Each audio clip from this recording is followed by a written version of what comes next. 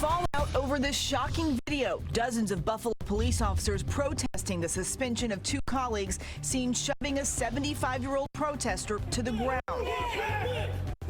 Why was that necessary?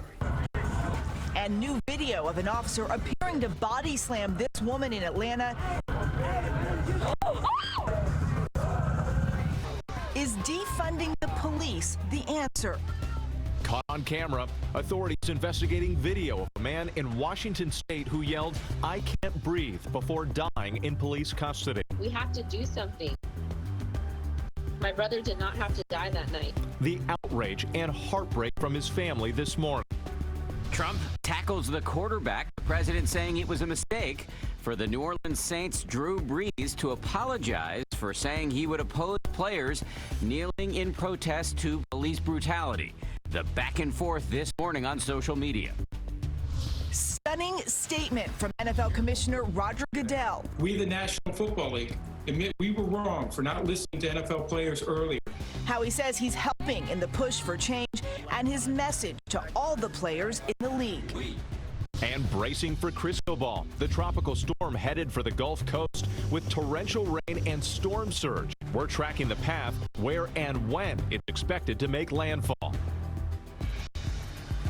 Live from ABC News in New York, this is Good Morning America.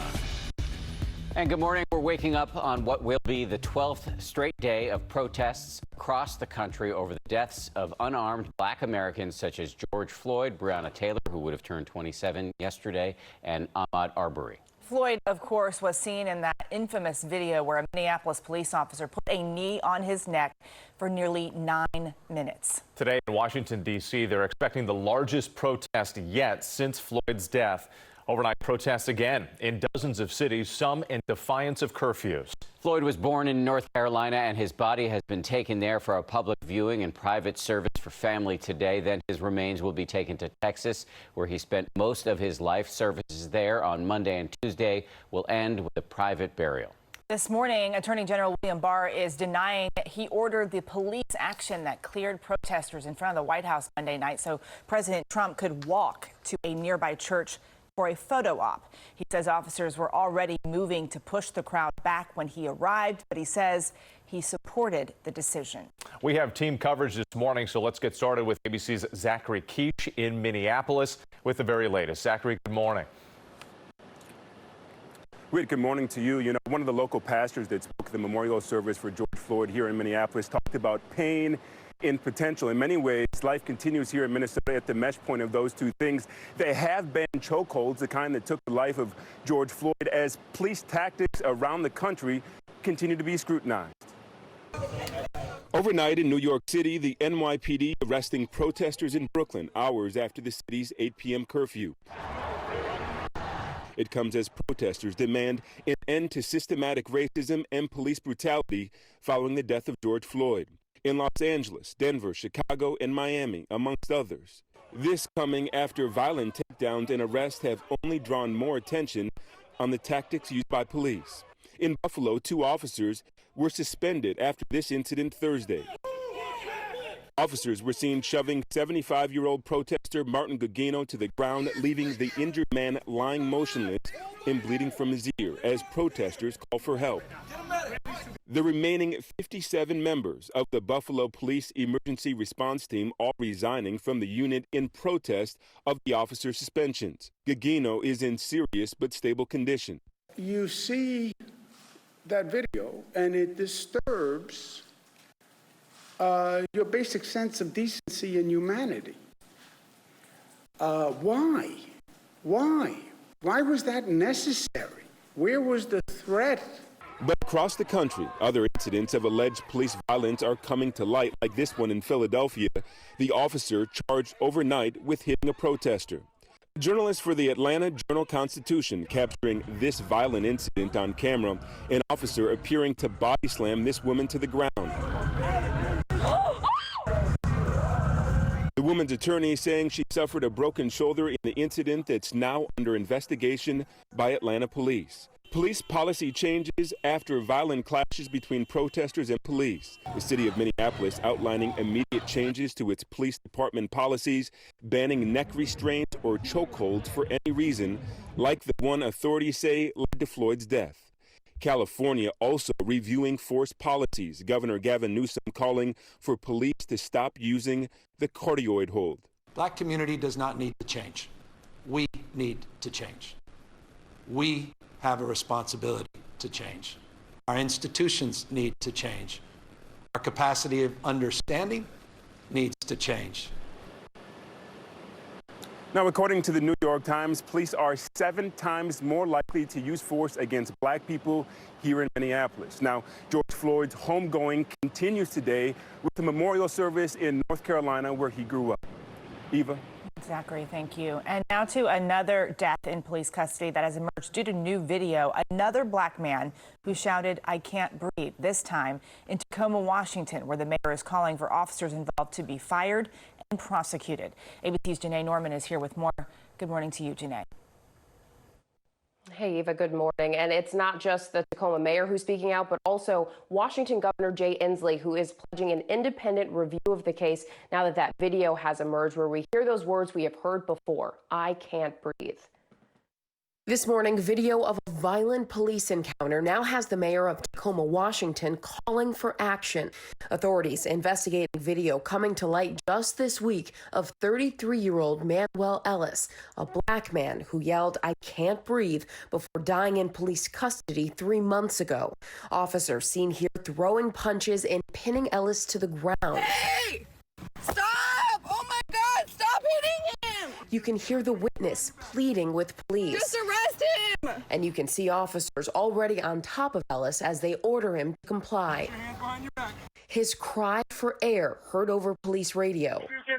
Officials tell us medics performed CPR for more than 30 minutes, but it was too late. The Pierce County Medical Examiner's Office finding Ellis suffered respiratory arrest due to physical restraint, classifying his death a homicide. The officers who committed this crime should be fired and prosecuted to the full extent of the law.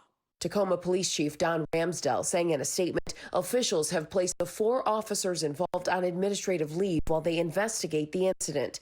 Police say Ellis had been trying to open doors of unoccupied cars when they made contact with him and that it led to the physical altercation. But the woman who recorded the video saying this. And the Tacoma Police Union is criticizing the mayor, saying that there is not an ounce of evidence to support her words beyond misplaced rage. But the mayor saying she will not be deterred. Guys. Another disturbing incident. All right, Janae Norman for us. Thank you. We do turn now to Washington and President Trump's defiant stand on policing and protests. ABC's Rachel Scott joins us from outside the White House, where there is now a very visible sign of that public feud going on between the president and D.C.'s mayor. Rachel, good morning. Hey, Wade, good morning. Yes, this is a message that is hard to miss. Black Lives Matter painted in bold yellow letters on this block leading up to the White House. As protesters gathered here demanding for racial equality, President Trump promoted those new unemployment numbers, calling it a great day for George Floyd. For days, chants of Black Lives Matter have echoed in front of the White House. Black Lives Matter! This morning, it is painted on the streets leading up to the president's front door. The mayor renamed the area Black Lives Matter Plaza, shining the message on buildings overnight so that the White House can see it. They matter, we care about them, and we hear them, and we're listening to them. On the same block days earlier, police forcibly broke up a peaceful protest, clearing the way for President Trump's photo op at St. John's Church. Those demonstrators, still looking to the president for a plan to address systemic racism, instead received a message that a strong economy would heal racial tensions. Before signing a bill, President Trump touted surprise job numbers. 2.5 million were added during the month of May. The president suggested George Floyd would be proud. Hopefully George is looking down right now and saying this is a great thing that's happening for our country. It's a great day for him. It's a great day for everybody. This is a great day for everybody. This is a great, great day in terms of equality. But unemployment for blacks and Asians actually went up. The overall unemployment rate at the highest level since the Great Recession, 13.3%. Biden becoming the presumptive Democratic nominee overnight blasted his rival's response. The president to try to put any other words in the mouths of George Floyd, I frankly think is despicable. And as the president briefly called for equal justice, he also demanded governors get tough. You have to dominate the streets. You can't let what's happening happen. It's called dominate the streets. Now his former chief of staff with a plea to voters. I think we need to look harder at who we elect. I think we should look at people that are running for office and put them through the filter. What is their character like? What are their ethics? Are they willing, if they're elected, to represent all of their constituents, not just the base? And officials here in Washington are expecting today's demonstrations to be the largest yet since George Floyd's death. And protesters tell me while symbols like this one in front of the White House are powerful, they say it's not enough. They want to see action from the president and their lawmakers.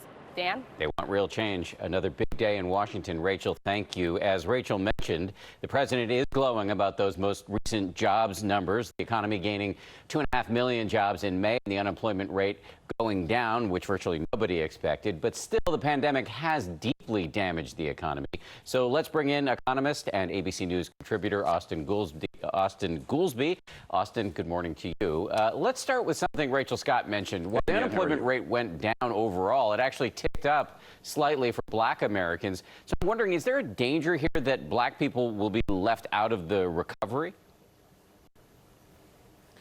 Yeah, there is some danger of that. I mean, it was a strong month, but it followed the worst month that we have ever had. And we've got to come back. But if that's going to be focused and heighten the income disparities that existed before COVID ever arrived, I think there is going to potentially be an issue there. Right. So this pandemic and the recovery, such as it is, could end up exacerbating these racial inequities. While the overall numbers in the report do look pretty good, 2.5 million new jobs, you have warned that this might actually be false hope. Why? Well, it was a very strong report, and it's great that we got a positive number when everybody was expecting a negative. But the thing to remember is we lost 21 million jobs the month before. So you add 2.5, that's a start. More than half the jobs were focused just in the restaurant sector. So we want to be careful to distinguish a real turnaround from just a blip that are just temporary jobs coming back. Hopefully this is the sign of a full turnaround. But right now, it's focused just in one sector, and it's not big enough. Yeah, let's hope this is the start of a full turnaround. Meanwhile, the federal government has been spending trillions of dollars trying to prop up the economy. At this point, do we know yet whether that was money well spent? Well, we probably don't know yet.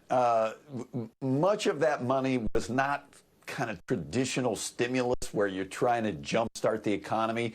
It was really just relief, and as I say, it was sort of like burning money to stay warm while the heat is on, while the furnace is not working, just trying to keep the heat on.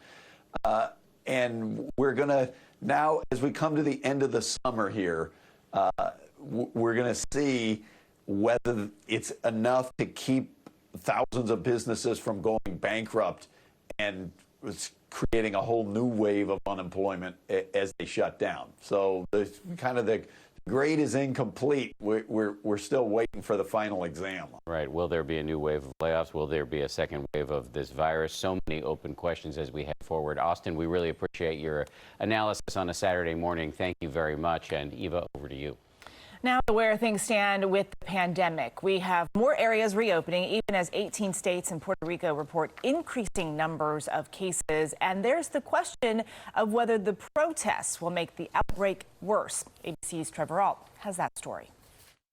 With massive gatherings popping up in hundreds of American cities, this morning there's mounting concern about a lack of distancing and masks. The World Health Organization now issuing new guidelines recommending medical-grade face coverings in crowded areas and everywhere for people over 60 with health issues, as 18 states and Puerto Rico are reporting an increase in COVID-19 cases.